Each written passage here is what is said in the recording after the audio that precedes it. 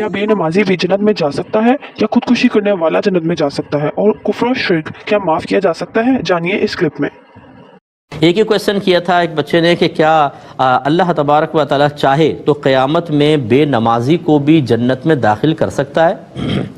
تو یہ بڑا بھولا بھالا سا کویشچن تھا، میں نے شامل کیا اور پھر اس لیے میں نے اس کو لیا کہ اس کا مطلب یہ ہوا کہ دیکھیں ہم اپنے عقائد کو اچھی طریقے سے نہیں جانتے، ہمیں اللہ تعالیٰ کی معرفت، اس کی عادات معلوم نہیں ہے کہ عادت الہیہ کیا جاری ہوگی، اس کے لیے ہمیں علم سیکھنا چاہیے۔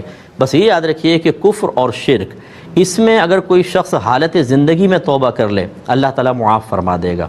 بہت سے ایسے لوگ تھے جو شرک میں مبتلا تھے، پھر نبی کریم صلی اللہ علیہ وسلم پر ایمان لائے تو ان کا وہ گناہ معاف ہوا۔ لیکن اگر کوئی حالت کفر میں مر گیا، حالت شرک میں مر گیا ہے، اب اللہ نے خود فرما دیا ہے کہ اس کی بخشش مغفرت نہیں ہو سکتی، اسی لیے ایسے کافر اور مشرک کے لیے دعائے بخشش و مغفرت کرنا انسان کو دار اسلام سے باہر کر دے گا۔ اس کی وجہ یہ ہے کہ اللہ تعالیٰ نے قرآن میں صراحتاً فرمایا کہ اللہ تعالیٰ شرک کے علاوہ سب کچھ بخش دے گا، شرک کو نہیں بخشے گا، یعنی جو شرک کرتا ہوا مر گیا پھر زندگی میں تو بخش دے گا، تو اس کو نہیں بخشے گا۔ اور اگر آپ اس کے لیے دعائے بخشش و مغفرت کر رہے ہیں تو اس کا مطلب ہے کہ آپ کا ذہن یہ ہے کہ اس کی مغفرت ہو سکتی ہے، اس کی بخشش ہو سکتی ہے۔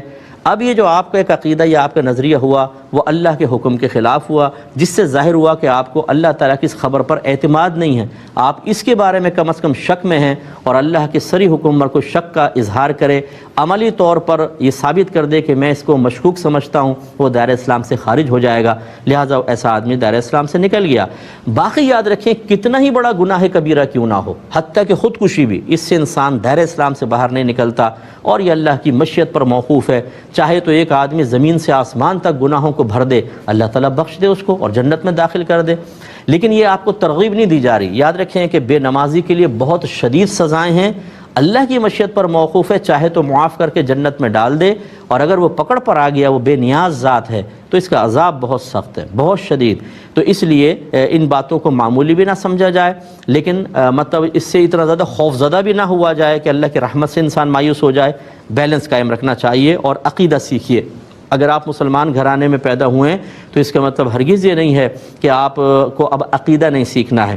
اگر کوئی ڈاکٹر کے گھر میں پیدا ہو اور کہے کہ جی میرے تو ابا، میرے دادا، میرے چاچا سب ڈاکٹر ہیں تو میں بھی ڈاکٹر، بھائی یہ کیسے آپ ڈاکٹر؟ آپ پڑھے ہیں، آپ کو سب کچھ وہ کرنا پڑے گا جو آپ کے بڑوں نے کیا، تب کہیں جا کے آپ صحیح ڈاکٹر بنیں گے۔ ہمارے ہاں مسلمان گھرانے میں پیدا ہوتے ہیں، بولتے ہیں استاد مسلمان ہیں، بھائی مسلمان تو ہو بھائی جان، لیکن جب تک عقیدوں کو دلائل کے ساتھ نہیں سیکھیں گے آپ کو اپنے عقیدے نہیں آئیں گے، اور جب عقیدہ آپ کے ذہن میں صحیح نہیں ہوگا شیطان آرام سے بگاڑ پیدا کر دے گا آپ کے عقیدے میں اور آپ کو دائرہ اسلام سے باہر خارج کر سکتا ہے۔ ویڈیو دیکھنے کا شکریہ۔ اگر آپ چینل پر نئے ہیں تو سبسکرائب کر لیں اور ساتھ ہی ساتھ بیل آئیکن پر بھی کلک کر دیں تاکہ یوٹیوب ہماری ہر ویڈیو کا نوٹیفیکیشن سب سے پہلے آپ کو بھیج دے۔ جزاک اللہ۔ اگر ویڈیو اچھی لگی ہو تو اس کو دوسروں کے ساتھ ضرور شیئر کیجیے، اور ہاں ایسی ویڈیوز کے لیے چینل کو سبسکرائب کرنا مت بھولیں۔